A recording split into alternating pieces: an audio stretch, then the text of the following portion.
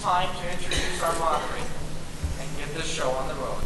I would like to welcome the President and CEO of Freedom Force Communications, the host of the Scott Hennen radio show, and the author of Grassroots. And most important to tonight's occasion, through both act and word, he is a sincere supporter and friend of Concordia College. Ladies and gentlemen, Mr. Scott Hennen.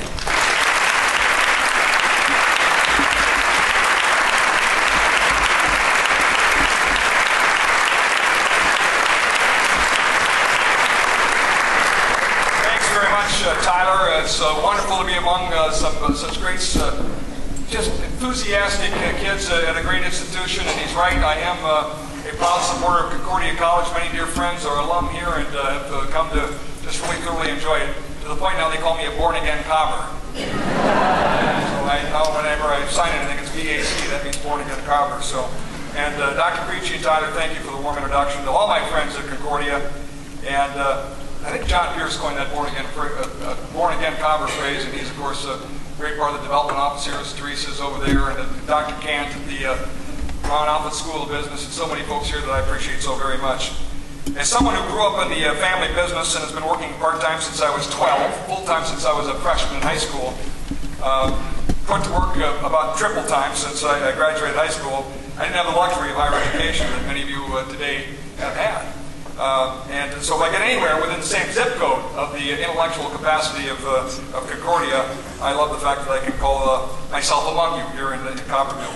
I also want to take a moment to thank some very special guests who were kind enough to accept my invitation and come today for the event.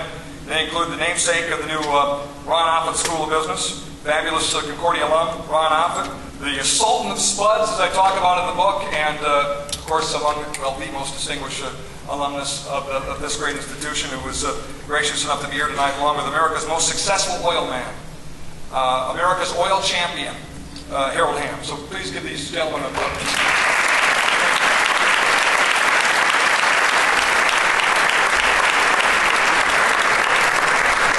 Both, by the way, in their American story and their investment, have a lot within their purview and their companies and their investment that could fix America, without question. And hopefully I'll get a chance to nudge James about that. Maybe he can take it back a few ideas to some of his political cohorts to learn from American ingenuity and what it could do to, once again, revive our economy. I certainly look forward to being able to have that discussion tonight as well. You all have maybe heard a little bit about this book, Grassroots, that I'm going to talk about just a moment before I introduce James and Mary for our wonderful evening here tonight at Concordia. But I also want to thank some of the sponsors who made this possible. Anybody find when they arrived, see a certificate on their chair for a free book? Raise your hand. All right, 100 of you. Thank Annabelle Holmes. Annabelle Holmes, and if you need a place to live in the oil patch of North Dakota, which is the Wild West, remember that name, Annabelle Holmes. Give them a hand. They brought the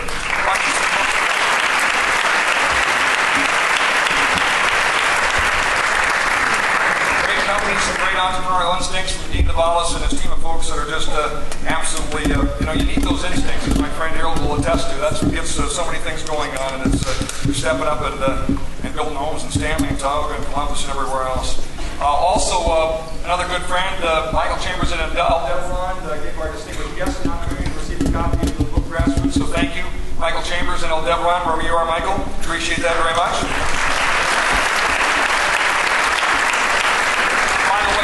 If you have one of those certificates, afterwards, out there in the lobby, just go to that door and straight back. We'll be signing copies. Happy to personalize them for you as well, so come on by.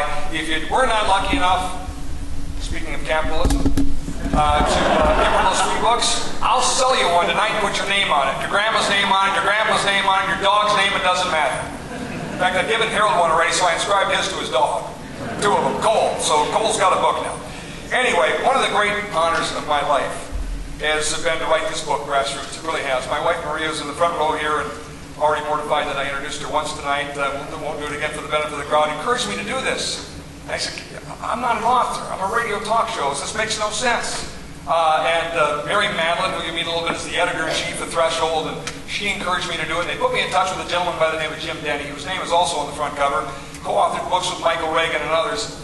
And by the time we put together, he'd done a little research on me and the show, and he said, when we got here on the phone one day, he said, Scott, I've calculated that you write on average one book a week.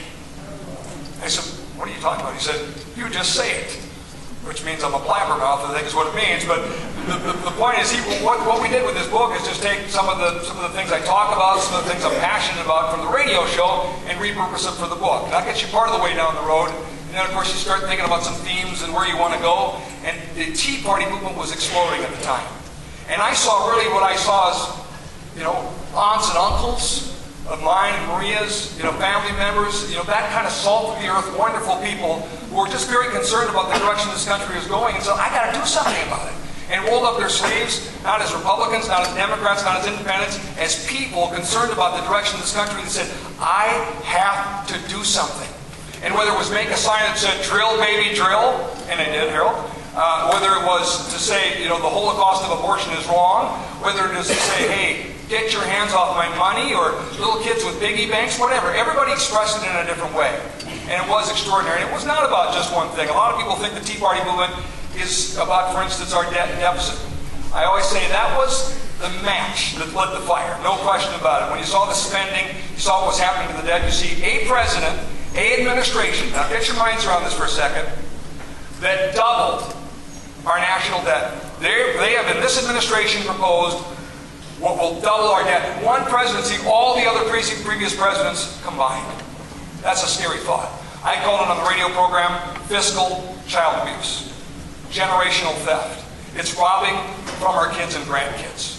And I couldn't stand up for it. And I saw people who were telling the story and who were out there just trying to do something about it. And I said, I got to speak for them. They're being maligned. And whatever the issue, as I mentioned, the pro-life issue is important there. Energy is important there. We talk about that. So there are many things in the book, and I really did a very important thing by trying to help give their message a little more voice in other areas besides just the ones that you hear about. And of course, how are they maligned? How are they? And part of the thing that inspires me, what do we have to offer here in this part of the world? Lowest unemployment, fastest job growth, a surplus, in the case of North Dakota, sorry, Minnesota. You got health rank-and-like mentality still over there. You got a ways to go. But in North Dakota, everything that ails this country and what ultimately could help revive the American economy. All of it integral to this book and to the Tea Party movement. And I just tried to tell a few of those stories. So, some of the folks are in the audience. Maybe they'll get a chance to ask questions later. My friend Linda Coates and I have started a series with the help of the Fargo Forum. Bill and Jane Marcille were introduced earlier, two dear people and wonderful benefactors to this school as well. And their son, Bill Marcille Jr., is now the publisher of the Fargo Forum. And he and I were at lunch one day. He's a good friend. We're talking about some different ideas. And he said, why don't you do a point-counterpoint thing? I said, sign me up. Let's go. And Linda Coates was a willing partner, and so now regularly in the forum, we're doing this point-counterpoint thing. But Linda and I have always been different politically. Linda, stand up. Would you give away? Linda's going to be out there with the microphone.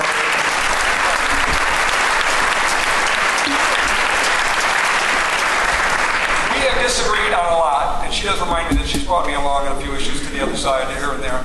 But you know what? We've always done it civilly.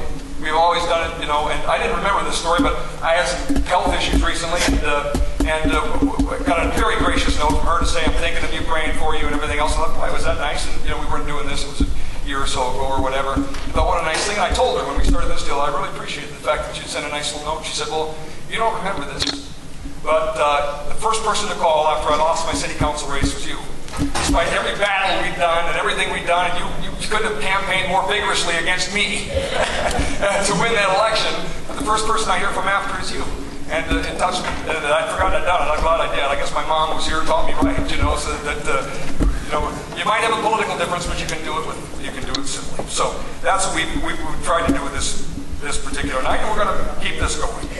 And as Dr. Greenchi said, you can have political views and coexist in civility. So, you ready to go? Should we get this going? Yeah!